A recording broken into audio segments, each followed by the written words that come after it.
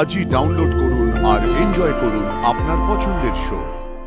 দেখো রোশন, তোমার সাহায্য নিয়ে হোক বা তোমাকে ছাড়া, আমি তো দেবলিনার সত্যিগুলো সামনে আনবই।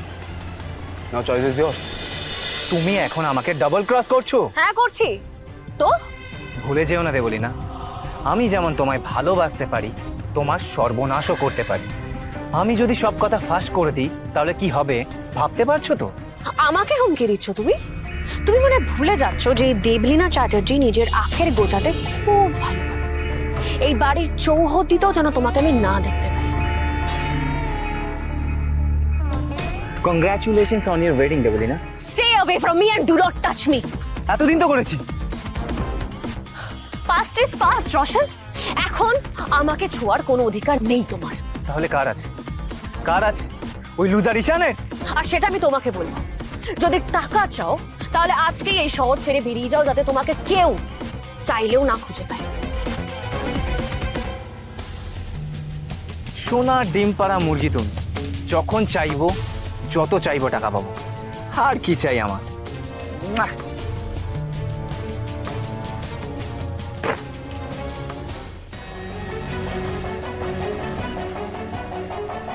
হ্যালো রোশন।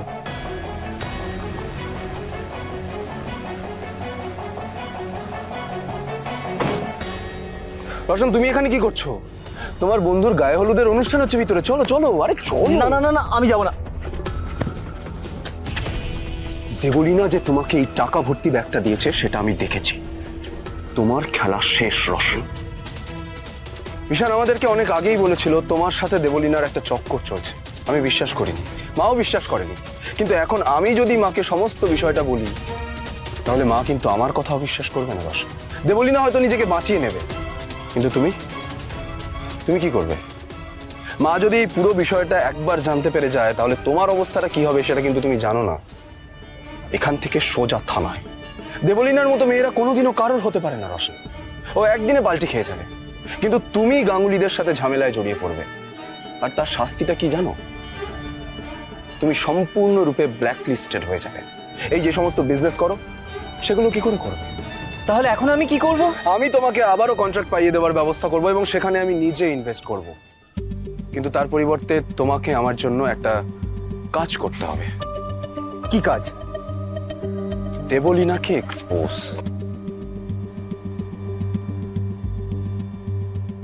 আমি কোনোভাবেই দেবলিনার সাথে আমার ভাইয়ের বিয়ে হতে দেব না রোশন। তুমি কি ভাবছিলে? তুমি ভাবছিলে তোমার ওই সোনার ডিম পাড়া মুরগির উপর ভরসা করে তুমি তোমার নিজের লাইফটা সেট করে নেবে? রোশন, তোমার এই সোনার ডিম পাড়া মুরগি এই বাড়ি থেকে খালি হাতে বেরোবে, তখন তুমি কি পাবে? নাথিং। তার থেকে তুমি আমার সাথে হাত মেলাও। দেবলিনা যদি জানে আমি ওকে এক্সপোজ করার জন্য আপনাকে সাহায্য করছি, তাহলে ও আমাকে মেরে ফেলবে। কিচ্ছু করতে পারবে না রোশন, কিচ্ছু না। তুমি আমার উপর ভরসা রাখো। এই এত আনন্দ, এত জাঁকজমকের মধ্যে দেবলিনা তার বিসর্জনের সুরটা শুনতেই পাচ্ছে না। তুমি আমাকে সমস্ত প্রমাণ জোগাড় করে দাও, তোমার কেরিয়ার আমি গড়ে দেবো। আর তুমি যদি সেগুলো না করো, তাহলে তোমার ক্ষতির কারণ হবে কিন্তু তুমি নিজেই। দেখো রোশন, তোমার সাহায্য নিয়ে হোক বা তোমাকে ছাড়া, আমি তো দেবলিনার সত্যিগুলো সামনে আনবই। নাও চয়েস ইজ ইয়ার্স। না না না না না না স্যার, আমি রাজি, আমি রাজি। Good choice. আমি জানতাম তুমি যথেষ্ট বুদ্ধিমান একটা ছেলে, নিজের জন্য অন্তত ঠিক ডিসিশনটাই নেবে। এটা তোমার কোম্পানির জন্য আমার তরফ থেকে অ্যাডভান্স ইনভেস্টমেন্ট। সমস্ত প্রমাণ যেন খুব তাড়াতাড়ি আমার হাতে চলে আসে রোশন।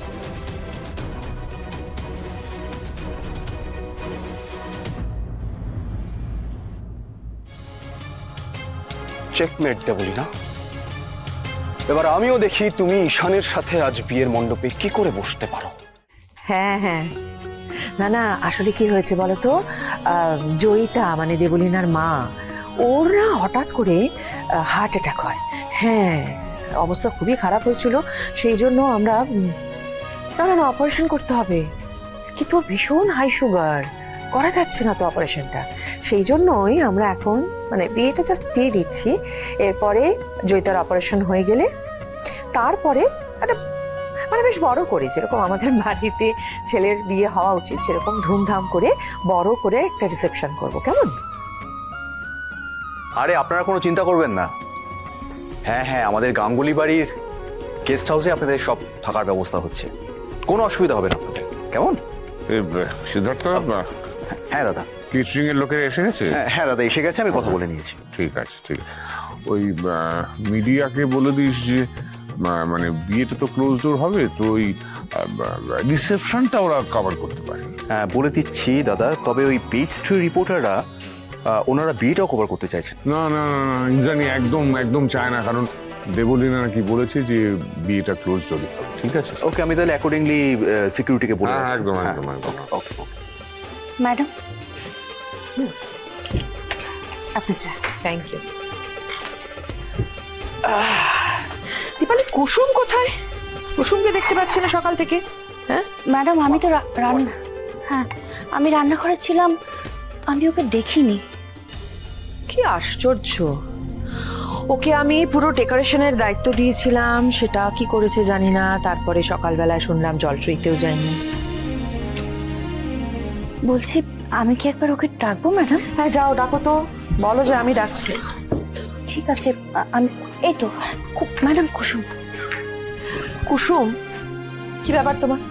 হ্যাঁ, সকাল থেকে তোমাকে দেখতে পাইনি কেন? জল সইতে যাওনি কেন সকালে?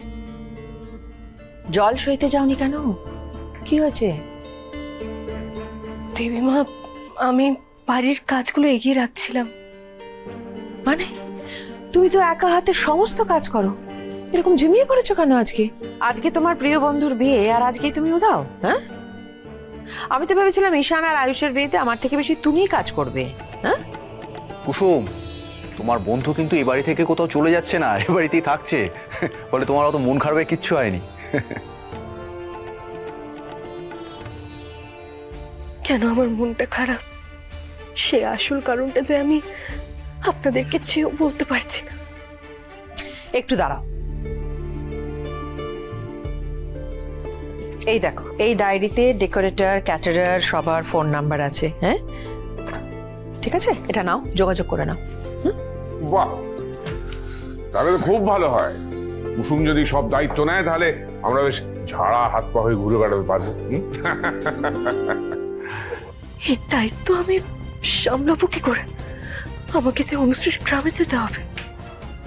জানি, এই সমস্ত কেসটা তো আসতে শুরু করে দিয়েছি। ও, তো ড্রাইভাররা গেছে? সিদ্ধার্থ, হ্যাঁ, ওনারা চলে গেছে। দেবীমা, আমি আসছি। হ্যাঁ এসো।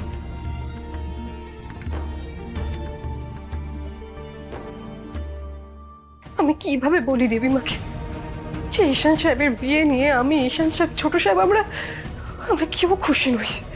কুসুম, কুসুম ম্যাডাম তোকে এতগুলো কাজের দায়িত্ব দিলেন, তুই একা কি করে করবি বলতো? হ্যাঁ পিসে, আমি করে নেবো। তার আগে আমাকে একটু বাইরে যেতে হবে। কোথায় যাচ্ছিস বল? রূপসার